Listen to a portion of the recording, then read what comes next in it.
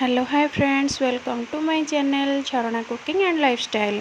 मुझे आपण नहीं आसी चूड़ा आलू भजा। यह आम इवनिंग स्नैक्स चाह सहित नहीं पार।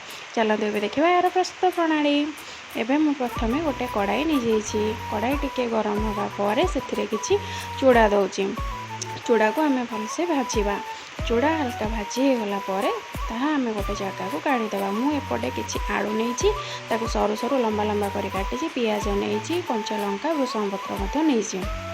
तापर एपटे गोटे कड़ाई बसाई से किसी तेल देली। तेल टिके गरम होगापर से किसी जीरा दौची। जीरा फुटा पर से किसी कंचा लंका तापर पियाज तापर भूसंग पत्र दे आम भाजवा। पियाज हल्का लाल होगापर से आलू देदेबा। आलू दे स्वाद अनुसार लुण देदेबा।